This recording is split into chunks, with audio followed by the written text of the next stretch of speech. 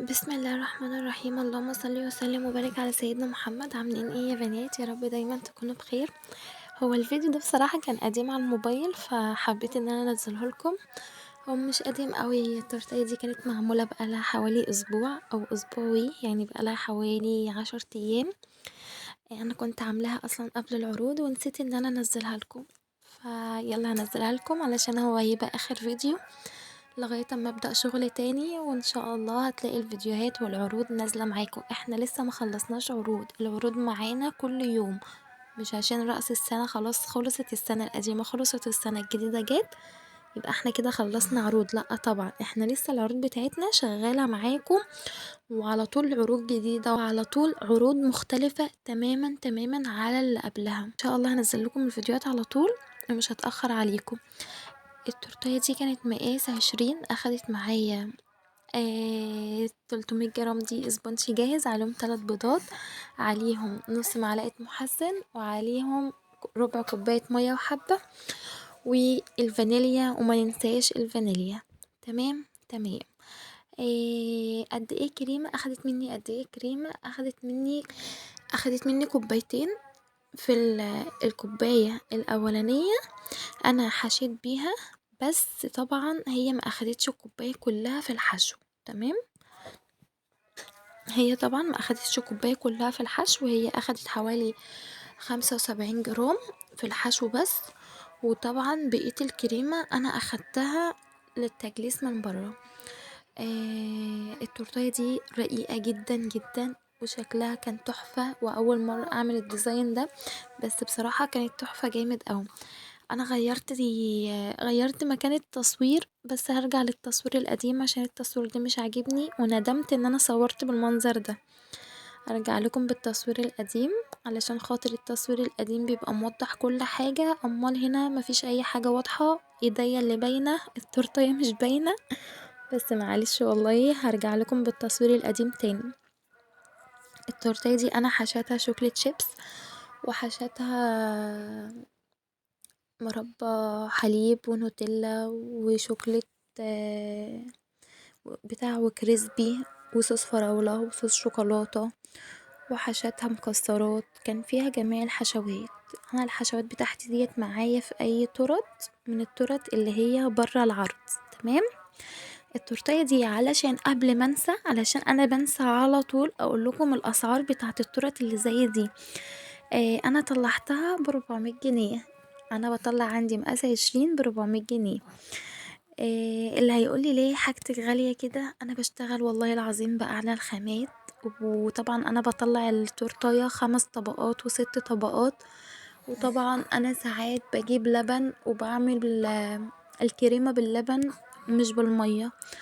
وطبعا ببقى عارفة ان هما هياكلوها في نفس اليوم ومفيش حاجة هتتبقى، فبعملها باللبن. فهما ساعات بيقولولي يا ام مسلم اعملها لنا باللبن، ده هي تتاكل على طول. اللي هي بتتاكل على طول وبتبقى معمولة باللبن، يا لهوي على جمالها يا بنات، بتبقى غنية جامد قوي قوي قوي، وبتبقى تحفة، بتبقى طعمها ما شاء الله جميل.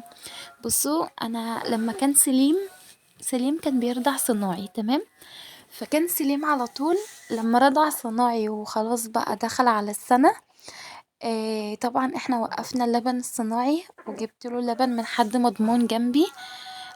طبعا انا ما بضمنش اي حد يبيع لي اللبن ده عشان انا بقرف منه، فكان حد مضمون جنبي وكان بيجيب لي اللبن ده على طول.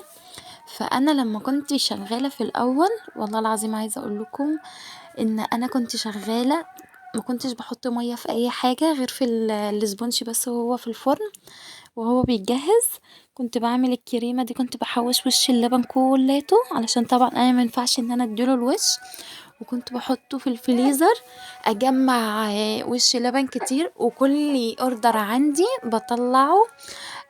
بطلع الوش اللبن ده من الفريزر، اسيبه يفك، اخد منه معلقتين احطهم على الكريمه مع مثلا كوبايتين اللبن او كوبايه اللبن اللي هستخدمها مع الكريمه.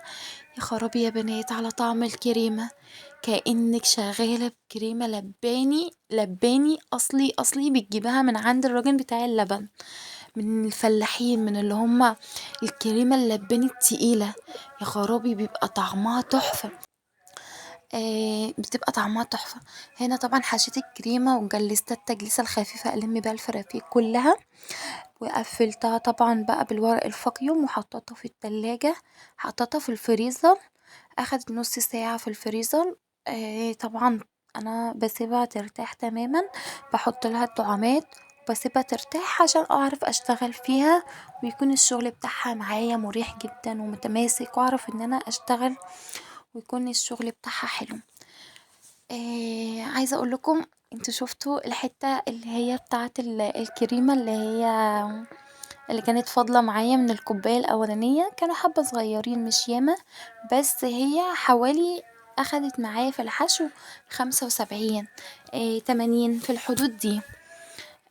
طبعا بقى المقدار بتاع الكريمة أخدت معايا قد ايه كريمة، أخدت معايا كوبايتين، الكوبايتين عليهم 4 كوبايات مية، بس بعمل طبعا كل كوباية لوحدها، عليهم معلقة باستري، معلقتين باستري ومعلقتين تشيز كيك ومعلقتين لبن بودر، وعليهم السكر حسب الرغبة، حابة السكر يبقى ياما تمام، مش حابة يبقى ياما، على حسب رغبتك انتي بقى. في ناس ساعات بتقولي يا مسلم ما تكتريش السكر، خلي السكر قليل جدا في الكريمة، واحنا مستكفيين بالصوصات اللي بتبقى محطوطة في الحشو بتاع التورتيه.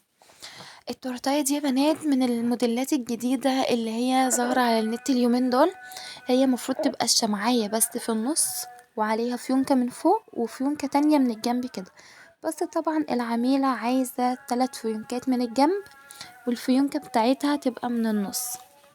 بصوا يا بنات، اللي ان شاء الله اللي هيعمل الديزاين ده، الكريمة اللي هتتحط من فوق ابقوا سيحوها تبقى زيها زي الشوكولاتة كده، تبقى سايحة خالص، وتنزلوا بالدربات علشان الدربات ما تخشش على بعضها.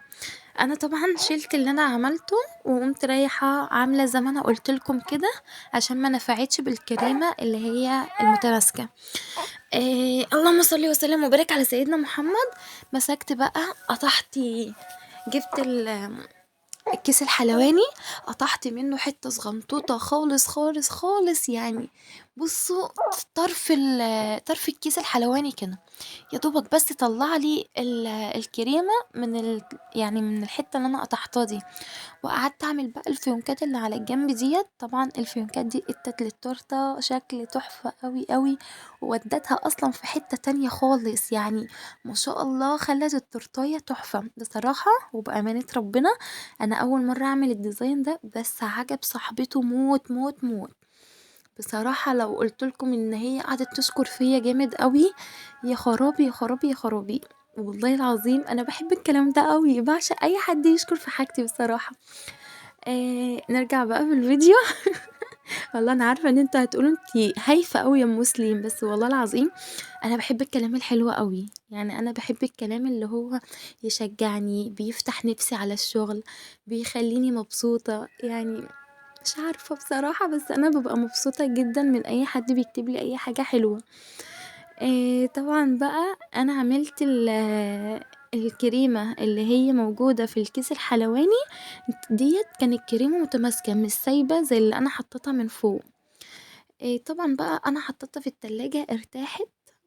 وطبعا بقى ساعة التسليم، علشان في حاجة بقت بتحصل اليومين دول، انا بصراحة مش عارفة هي العيب من ايه.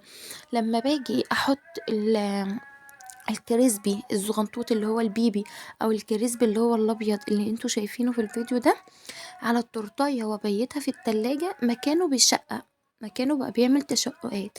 اللي هيقول لي زيادة في المية، والله انا بظبط الكريمة، واللي هيقول لي ان المية بتاعت الكريمة قليلة، والله العظيم انا ماشية بالمقدار بالظبط، يعني انا ولا بزود ياما ولا بقلل.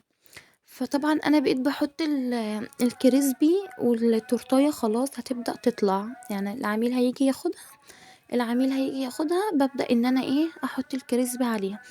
ما كنتش بحط التورتاية وافنشها الفينش الاخير خالص وبيتها في التلاجة والعميل يجي تاني يوم يستلم او كده، لا انا بقيت بخلص مثلا الشغل اللي هو خلاص مش هياخد مني وقت، ومثلا الحاجات اللي هي زي الكريسبي زي الفيونكات، زي مثلًا الشمعة، الحاجات دي كلّها باحطها قبل ما العميل ييجي يستلم، وباخد طبعًا الصورتين الحلوين بتوعي واصور الفيديو بتاعي الحلو، وطبعًا بقى إيه، باقوم رايحة مسلماها للعميل. طبعًا أنا بابقى متفقة معاه أصلًا قبل ما ييجي يعرّفني، علشان طبعًا ما يقفش في الشارع إن أنا أوقّفه أو أقول له استنى أمّا أعبّيها أو كده.